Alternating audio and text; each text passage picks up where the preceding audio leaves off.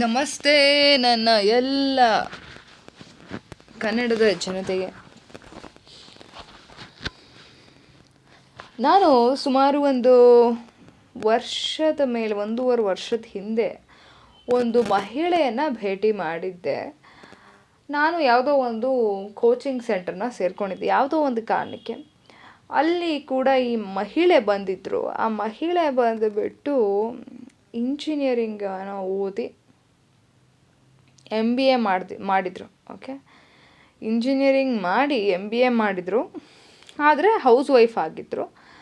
ಮಕ್ಕಳುಗಳು ಇದ್ವು, 2 ಹೆಣ್ಮಕ್ಳು. ಮತ್ತು ಅವ್ರ ಗಂಡ ಕೂಡ ಇಂಜಿನಿಯರಿಂಗ್ ಏನೋ ಮಾಡಿ ಒಂದು ಕಾಲೇಜಲ್ಲಿ ಒಳ್ಳೆ ಲೆಕ್ಚರರ್ ಆಗಿದ್ರು, ಒಳ್ಳೆ ಪೋಸ್ಟಲ್ಲಿದ್ದಂತಹ ವ್ಯಕ್ತಿ. ಅವ್ರಿಗೆ ನೀವು ಯಾಕೆ ಇಲ್ಲಿ ಬಂದಿದ್ದೀರಾ ಅಂತ ಕೇಳಿದೆ ನಾನು. ಅದಕ್ಕೆ ಅವರಂದರು, ಏನಾರು ಮನಿ ಅರ್ನ್ ಮಾಡಬೇಕು ಅಂತ ಹೇಳ್ಬಿಟ್ಟು ಅವರು ಅಂದರು. ಸೊ ಹೌದು, ಡಿಪೆಂಡೆಂಟ್ ಆಗಿರೋಕ್ಕಾಗಲ್ಲ, ನಾನು ಏನಾದ್ರು ಒಂದು ಅರ್ನಿಂಗ್ಸ್ ಮಾಡಬೇಕು ಅಂತ ಅಂದರು. ಹೌದಾ ಅಂತ ಅಂದೆ. ಆಮೇಲೆ ಹಾಗೆ ಒಂದು ಎಷ್ಟು ದಿನ ಆಯಿತು ಅಂದರೆ ಒಂದು 10ರಿಂದ 12 ದಿನ ಒಟ್ಟಿಗೆ ಕ್ಲಾಸಸ್ ಇದ್ದಿದ್ದರಿಂದ ನಾವು ಹೋಗಬೇಕಿತ್ತು. ಹೋದಾಗ ಇಲ್ಲ 10ರಿಂದ 12 ದಿನ ಅಲ್ಲ, ಒಂದು ವಾರದಲ್ಲಿ ಏನಾಗೋಯ್ತು ಅಂದರೆ ನಮಗೆ ಸುಮಾರು 3 ಗಂಟೆ ತನಕ, ಬೆಳಿಗ್ಗೆ 9:30ಇಂದ 3 ಗಂಟೆ ಸಮಯದ ತನಕ ನಾವು ಜೊತೇಲಿ ಇರಬೇಕಿತ್ತು. ಅವಾಗ ಏನಾಗ್ತಾಯಿತ್ತು, ಊಟಕ್ಕೆ ನಮ್ಮ ಮನೆಯಿಂದ ಬಾಕ್ಸ್ ತೊಗೊಂಡು ಬರ್ತಾಯಿದ್ದೆ ನಾನು. ಆ ಬಾಕ್ಸಲ್ಲಿ ಏನು ಊಟ ಅದು ಅವರು ಬಾಕ್ಸ್ ತಗೊಂಡು ಬರ್ತಾಯಿದ್ರು. ಸೊ ಅಲ್ಲಿ ಕೂತ್ಕೊಂಡು ಊಟ ಮಾಡ್ತಾಯಿದ್ವಿ. ಜೆಂಟ್ಸ್ ಎಲ್ಲ ಹೊರಗಡೆ ಹೋಗೋದು, ಕೆಲವರು ತಿಂತಿದ್ರು ತಂದು, ಬೇರೆ ಊರಿಂದ ಬಂದಿರೋರು ಈ ಥರ ಎಲ್ಲ ಇರ್ತಾಯಿತ್ತು. ಇವರು ಕೂಡ ಬೇರೆ ಊರು, ಮಳವಳ್ಳಿ ಅನಿಸುತ್ತೆ, ಮಳವಳ್ಳಿನೋ ಮದ್ದೂರೋ ಅಲ್ಲ, ಮಂಡ್ಯ ಡಿಸ್ಟ್ರಿಕ್ಟಲ್ಲಿ ಬರುವಂಥ ಯಾವುದೋ ಒಂದು ಊರವ್ರದ್ದು. ಅವರು ಬಂದುಬಿಟ್ಟು ಒಂದಿನ ನಾವೇನು ಮಾಡಿದ್ದೋ, ನಾನು ಹಿಂಗೇನೆ ಏನಾದ್ರು ತಿನ್ನೋದಕ್ಕೆ ಏನಾದ್ರು ನಂಚ್ಕೊಳ್ಳೋಕೆ ಸ್ನ್ಯಾಕ್ಸ್ ತೊಗೋಬೇಕು ಅಂತ ಅಂದ್ಬಿಟ್ಟು ನಾನು ಫೋನ್ ತೊಗೊಂಡೋಗ್ತಾಯಿದ್ದೆ, ನಮ್ಮ ಅಮ್ಮನ ಫೋನು. ಆಬ್ವಿಯಸ್ಲಿ ಅಮ್ಮ ಸ್ವಲ್ಪ ದುಡ್ಡು ಇಟ್ಟಿರ್ತಿದ್ರು, ಏನಾದ್ರು ಸ್ಕ್ಯಾನ್ ಮಾಡ್ಬಿಟ್ಟು ತೊಗೊಳ್ಳೋಣ ಅಂತ ಅಂದ್ಕೊಂಡು ಅಲ್ಲೋದ್ವಿ ಇಲ್ಲೋದ್ವಿ, ಒಂದಷ್ಟು ದೂರ ನಡ್ಕೊಂಡೋದ್ವಿ, ಎಲ್ಲೂ ಏನೂ ಸಿಗಲ್ಲ. ನಾವು ಯಾವ ಒಂದು ಬಿಲ್ಡಿಂಗಿಗೆ ಕೋಚಿಂಗ್ ಸೆಂಟ್ರಾಗಿ ಹೋಗಿದ್ವಿ, ಅದೇ ಬಿಲ್ಡಿಂಗಲ್ಲಿ ಸ್ನ್ಯಾಕ್ಸೇ ಮಾಡ್ತಾರೆ ಒಂದು ಫ್ಲೋರಲ್ಲಿ, ಕಾಂಡಿಮೆಂಟ್ಸ್. ಅಲ್ಲೆಲ್ಲ ಏನಕ್ಕೆ ತೊಗೊಳೋದು, ತುಂಬ ಕಾಸ್ಟ್ಲಿ ಆ ಥರ ನಾವು ಯೋಚನೆ ಮಾಡಿದ್ವಿ. ತುಂಬ ದೊಡ್ಡ ಬಿಲ್ಡಿಂಗ್ ಇತ್ತಲ್ವ, ಅದಕ್ಕೆ ತುಂಬ ದೊಡ್ಡ ಬಿಲ್ಡಿಂಗ್ ಇರೋದ್ರಿಂದ ಜಾಸ್ತಿ ದುಡ್ಡಾಗತ್ತೆ, ಮತ್ತು ಅಲ್ಲಿ ಏನು ತೊಗೊಳೋದು ಅನ್ನೋ ಥರ ನನ್ನ ಮೆಂಟಾಲಿಟಿ ಬೇಡ ಅನ್ನಂಗೆ. ಅಲ್ಲೇ ಹೋಗೋಣ ಅಂತ ಅವರಂದರು. ಹೋದಾಗ ನಾನು ಏನೋ ಒಂದು ಸ್ನ್ಯಾಕ್ಸ್ ತಗೊಂಡ್ಮೇಲೆ ಅವ್ರು ನಾನೇ ಪೇ ಮಾಡ್ತೀನಿ ಅಂತ ಇದ್ದಾರೆ. ನೀವು ಯಾಕೆ ಪೇ ಮಾಡ್ತೀರಾ, ನಾನು ಫೋನ್ ತೊಗೊಂಬಂದಿದ್ದೀನಿ ಅಂತ. ಅಲ್ಲಿ ಗೂಗಲ್ ಪೇ ಅಲೋ ಇಲ್ಲ ಅಂತನೋ ಅದು ಏನೋ ಕಾರಣಕ್ಕೆ ನಂದು ಅಕ್ಸೆಪ್ಟ್ ಮಾಡಲಿಲ್ಲ. ಅವರೇನೋ ದುಡ್ಡು ಕೊಟ್ಬಿಟ್ರು. ಸೊ ನಾನು ಇದು ನಿಮ್ಮ ನಂಬರ್ ಇದೆ ಅಲ್ವಾ, ನಿಮ್ಮ ನಂಬರ್ ಗೂಗಲ್ ಪೇ ಮಾಡ್ತೀನಿ ಅಂತಲ್ಲ, ಈಗ ನೋಡಿ ಗೂಗಲ್ ಪೇ ಅದು ಇದು ಎಲ್ಲ ಮಾಡೋಕ್ಕೆ ಕೂಡ್ತು ನೀನು ಅಂತ. ಅವ್ರು ಮಾಡಿಸ್ಕೊಳ್ಳಿಲ್ಲ. 60 ರೂಪಾಯಿ ಆಗಿತ್ತು. ಇವತ್ತಿಗೂ ಒಂದು 60 ರೂಪಾಯಿ ಋಣ ನನ್ನ ಮೇಲಿದೆ. ಅದಾದಮೇಲೆ ನಾವು ಆಬ್ವಿಯಸ್ಲಿ ನಾವು ಹೋಗೋದು ಬಿಟ್ಬಿಟ್ವಿ, ಅವರು ಹೋಗೋದು ನಿಲ್ಲಿಸ್ಬಿಟ್ರು. ಅದು ಅಲ್ಲಿಗೆ ಆಗೋಯ್ತು. ಬಟ್ ಅವ್ರ ಜೊತೆ ನಾನು ಮಾತಾಡಿದಾಗ ಕೆಲವೊಂದು ನೆನಪುಗಳು ನನಗೆ ಈಗಲೂ ಉಳಿದಿವೆ.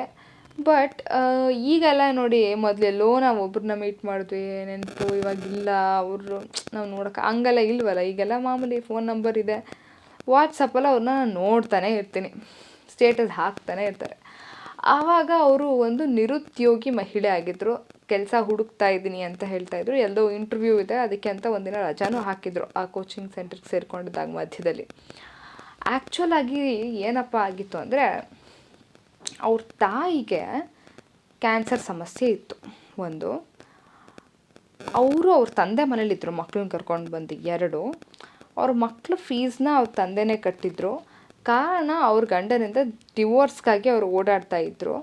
ಆಲ್ಮೋಸ್ಟ್ ಅವ್ರ ಗಂಡನ ಮನೇಲಿ ಇರಲಿಲ್ಲ ಅವ್ರು ಆವಾಗಲೇ, ಅದರಿಂದ ಅವರು ಕೆಲಸಕ್ಕಾಗಿ ಹುಡುಕ್ತಾಯಿದ್ರು. ಅವರ ಒಂದು ಯಾಕೆ ಕಥೆ ಅಂದರೆ, ಮೇ ಬಿ 2 ಹೆಣ್ಮಕ್ಳು ಅಂತನೋ ಅದು ಏನೋ ಗೊತ್ತಿಲ್ಲ, ಅವ್ರ ಗಂಡ ಮಕ್ಳುಗಳು ಏನೋ ತಿಂತಾಯಿದ್ರು ಬಿಸ್ಕೆಟು ಒಂದಿನ. ಆವಾಗ ಮಕ್ಳಿಗೆ ಬೈದರು, ಅದನ್ನ ಕಿತ್ತಿಟ್ರು ಮಕ್ಕಳು ತಿನ್ಬೇಕಾರೆ ಅಂತ ಅಂದಿದ್ರು. ಈ ಥರದ್ದು. ಮತ್ತು ಅದೇ ಟೈಮಲ್ಲಿ ಅವ್ರ ಅಪ್ಪ ಅಮ್ಮ ಬಂದರು. ಒಂಥರ ಮನೇಲಿ ನೆಮ್ಮದಿಯಾಗಿ ಇರ್ತಾ ಇರಲಿಲ್ಲ, ಜಗಳ. ನನಗೇನು ಅನ್ಸುತ್ತಂದ್ರೆ ಅಷ್ಟೆಲ್ಲ ಓದಿ ಅವ್ರ ಅದು ಯಾಕೆ ಹಾಗೆ ಅಷ್ಟು ಓದಿ ಅವ್ರ ಕೆಲಸ ಮಕ್ಳಿಗೆ ಪಾಠ ಮಾಡೋದು ಅಂಥ ಒಬ್ಬ ವ್ಯಕ್ತಿ ಮಕ್ಕಳಲ್ಲಿ ಭೇದ ಭಾವ ಮಾಡಬಾರ್ದು. ಆದರೆ 2 ಮಕ್ಕಳು ಎಷ್ಟು ಚೆನ್ನಾಗಿದ್ದಾವೆ ಗೊತ್ತಾ, ಚೆನ್ನಾಗಿದ್ದಾವೆ. ಅವರು ತುಂಬ ಚೆನ್ನಾಗಿದ್ದಾರೆ aunty. I am not saying it's only about the beauty, ಬರೀ ನೋಡೋಕ್ಕೆ ಹೆಂಗೆ ಚೆನ್ನಾಗಿ ಕಾಣಿಸ್ತಾರೆ ಅನ್ನೋದು ಅಷ್ಟೇ ಅಲ್ಲ. ಆದರೂ ಮಕ್ಕಳು, ನನ್ನ ಮಕ್ಕಳು, ಹೆಣ್ಮಕ್ಳಾದ್ರೇನು ಗಂಡು ಮಕ್ಕಳಾದ್ರೇನು 2 ಮಕ್ಕಳು ಅಷ್ಟು ಬುದ್ಧಿವಂತರು, ಚೆನ್ನಾಗಿದ್ದಾವೆ ಮಕ್ಕಳು. ಆದರೆ ನೀವು ಮಕ್ಕಳು ಬೇಡ, ಹೆಂಡತಿ ಬೇಡ, ಏನೋ ಜಗಳ ಮಾಡ್ತೀನಿ, ನಿನಗೆ ಏನು ಪ್ರೆಷರ್ ಇರುತ್ತೋ ಏನೋ ತಂದು ಎಲ್ಲನೂ ಮಕ್ಕಳ ಮೇಲೆ, ಹೆಂಡತಿ ಮೇಲೆ, ಮನೇಲಿ ಇವ್ರ ಮೇಲೆ ಹಾಕಿದ್ರೆ, so she was not with her husband ಆಗ. ಆದರೆ ಅವ್ರಿಗೆ ಆವಾಗ ಕೆಲಸದ್ದು ಏನೂ ಇರಲಿಲ್ಲ, ಆದಾಯದ ಮೂಲ ನಾನು ಎಷ್ಟು ದಿನ ಅಂತ ಡಿಪೆಂಡ್ ಆಗಿರಲಿ. ನಮ್ಮ ಅಪ್ಪನ ಮನೇಲಿ ಇದ್ದೀನಿ, ನೋಡ್ಕೊತಾ ಇದ್ದಾರೆ. ತಾಯಿಗೆ ಹಿಂಗಾಗಿದೆ, ಇದೇ ಒಂದು ಟೈಮಲ್ಲಿ ಏನಾದ್ರು ಒಂದು ಆಸ್ತಿ ಗೀಸ್ತಿ ಇವ್ರ ಹೆಸರು ಒಂದು ಟ್ರಾನ್ಸ್ಫರ್ ಮಾಡಿಸ್ಕೋಬೇಕು ಅಂತ ಕೂಡ ಒಂದು ಯೋಚನೆ ಇತ್ತು. ತಂದೆ ತಾಯಿಗೂ ಇರುತ್ತೆ ಅಲ್ವಾ, ಈ ಥರ ಆಗಿದೆ, ಇವಳ ಜೀವನಕ್ಕೆ ನಾವೇನಾದ್ರು ಒಂದು ಮಾಡಬೇಕು. ತಮ್ಮ ಇದ್ದಾರೆ, ತಂಗಿ ಇದ್ದಾರೆ.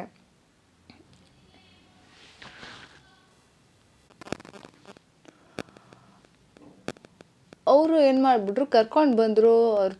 ಅವ್ರಿಗೂ ಅನಿಸುತ್ತೆ ನಾನು ಎಷ್ಟು ದಿನ ಅಂತ ಡಿಪೆಂಡ್ ಆಗಿರೋಕ್ಕೆ ಆಗುತ್ತೆ, ಏನಾದ್ರು ಒಂದು ಮಾಡಬೇಕು, ದುಡಿಬೇಕು. ಖಂಡಿತ ತಂದೆ ತಾಯಿ ನೋಡ್ಕೊತಾರೆ. ಇದು ಒಂದು ಅರೇಂಜ್ ಮ್ಯಾರೇಜ್ ಕೇಸು. ಅವರು ಮದುವೆ ಆಗಿ ಸುಮಾರು ಎಷ್ಟು ವರ್ಷ ಆಗಿರ್ಬೋದು, ಮಗು 10 ವರ್ಷ 11 ವರ್ಷ, ಮದುವೆ ಆಗಿ ಒಂದು 10 ವರ್ಷ ಇರ್ಬೋದು. ಆ ಮಧ್ಯದಲ್ಲಿ ಆ ಒಂದು ಮಿಸ್ಅಂಡರ್ಸ್ಟ್ಯಾಂಡಿಂಗ್ ಶುರು ಆಗಿದೆ. 10 ವರ್ಷ ಅಥವಾ 9 ವರ್ಷ ಇರ್ಬೋದು. ಹಾಗಾಗಿ ಕೆಲಸ ಹುಡುಕ್ತಾ ಇದ್ರು, ಎಲ್ಲರೂ ಒಂದು ಕೆಲಸ ಸಿಕ್ಕಿದ್ರೆ ಅಂತ. ಮನೆ ಕಡೆ ತುಂಬ ಏನು ತೊಂದರೆ ಇಲ್ಲ, ಪರವಾಗಿಲ್ಲ, ಮಿಡಲ್ ಕ್ಲಾಸ್ ಫ್ಯಾಮಿಲಿ, ಒಂದು ಸ್ವಲ್ಪ ಆಸ್ತಿ ಇದೆ, ಒಂದಷ್ಟು ಅನುಕೂಲ ಇದೆ. ಆಯಿತು, ಇಷ್ಟೆಲ್ಲ ಆದಮೇಲೆ ಒಂದು ಕಡೆ ಕೆಲಸ ಸಿಗುತ್ತೆ. ಸಿಕ್ಕಾದ್ಮೇಲೆ ಕೆಲ್ಸಕ್ಕೆ ಹೋಗೋಕ್ಕೆ ಶುರು ಆದಮೇಲೆ ಇವತ್ತು ಹಾಗೆ ಅವರು ಹೋಗ್ತಾ ಮನೇಲಿ ಇರುತ್ತೆ. ಅವ್ರದ್ದು ಒಂದು ಅರ್ನಿಂಗ್ ಅಂತ ಆಗ್ತಾ, ಅದರಿಂದ ಖಂಡಿತ ನಮ್ಮಲ್ಲಿ ತುಂಬಾ ಪ್ರಸಿದ್ಧವಾಗಿರುವಂತಹ ಒಂದು ಇನ್ವೆಸ್ಟ್ಮೆಂಟ್ ಸ್ಕೀಮ್ ಅಂದರೆ ಚೀಟಿ ಇದೆಲ್ಲ ಹಾಕಿ ಬಡ್ಡಿ ವ್ಯವಹಾರ, ದ ಗ್ರೇಟ್ ಬಿಸ್ನೆಸ್. ಆದ್ದರಿಂದ ಎಷ್ಟೊಂದು ಜನರು ತುಂಬಾ ಮುಂದುವರೆದಿದ್ದಾರೆ ಖಂಡಿತವಾಗ್ಲೂ.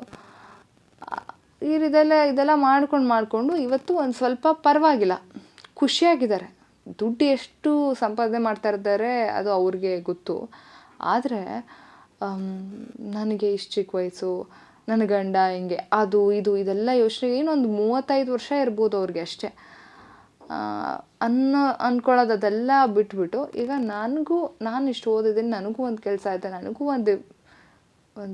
ಒಂದು ಪೋಸ್ಟ್ ಇದೆ, ನಾನು ಒಂದು ಸಂಸ್ಥೆಯಲ್ಲಿ ಒಂದು ಕಾರ್ಯನಿರ್ವಹಿಸ್ತಾ ಇದ್ದೀನಿ, ನನಗೂ ಒಂದು ಗೌರವ ಇದೆ, ಸಮಾಜದಲ್ಲಿ ನನಗೂ 4 ಜನ ಗುರುತಿಸ್ತಾರೆ, ಬೆಲೆ ಕೊಡ್ತಾರೆ. ಪ್ರತಿದಿನ ಹೊರಗಡೆ ಹೋಗ್ತಾ ಇದ್ದರೆ ಮನಸ್ಸಿಗೆ ಒಂದು ರೀತಿ ನೆನಪುಗಳು ಬೇಡದಿರೋದೆಲ್ಲ ನೆನಪು ಬರಲ್ಲ. ಮತ್ತೆ ಕೆಲಸದಲ್ಲಿ ನಿರತರಾಗಿರ್ತಾರೆ, ಒಂದು ಆದಾಯದ ಮೂಲ ಆಗಿದೆ, ಖುಷಿಯಾಗಿದ್ದಾರೆ ಮಕ್ಕಳ ಜೊತೆ. ಇವಾಗ ಅವ್ರ ತಾಯಿ ಮಧ್ಯದಲ್ಲಿ ಎಕ್ಸ್ಪೈರ್ ಕೂಡ ಆಗ್ತಾರೆ. But now she is okay and happy. ಅದು ಗೊತ್ತಿತ್ತು ಅವ್ರ ತಾಯಿಗೆ ಹಿಂಗಾಗಿರೋದು. ಹಾಗಾಗಿ ಇವಾಗ ಒಂಥರ ಮನಸ್ಸಲ್ಲಿ ಒಂದು ನೆಮ್ಮದಿ ಅನ್ನೋದಿದೆ. ಅವ್ರ ಗಂಡ ಏನಾದರೂ ಗೊತ್ತಿಲ್ಲ. ಬಟ್ ನಾನು ಏನು ಹೇಳೋಕ್ಕೆ ಇಷ್ಟಪಡ್ತೀನಿ ಅಂದರೆ, ಇಲ್ಲಿ ದೊಡ್ಡ ಲೂಸರ್ ಅಂದರೆ ಅವ್ರ ಗಂಡ ಅಲ್ವಾ. 2 ಮಕ್ಕಳು ಎಷ್ಟು ಲಕ್ಷಣವಾಗಿ ಚೆನ್ನಾಗಿವೆ, 2 ಮಕ್ಕಳನ್ನೂ ಕಳ್ಕೊಂಡಿದ್ದಾಯಿತು.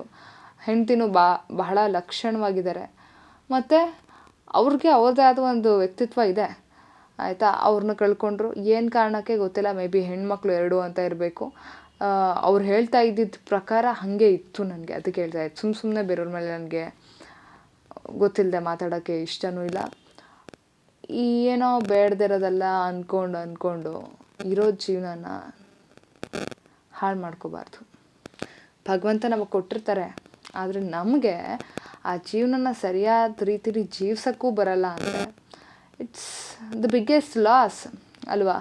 ತುಂಬ ಹಾಳು ಮಾಡ್ಕೊಳ್ಳೋದು, ಉದ್ಧಾರ ಮಾಡ್ಕೊಳ್ಳೋದು ಎಲ್ಲ ಅವ್ರವ್ರ ಕೈಲಿರುತ್ತೆ. ಇದೊಂದು ನಿಮಗೇನು ಅನಿಸ್ತು ಖಂಡಿತ ಕೇಳಿ ಇದೊಂದು ಕಥೆನ.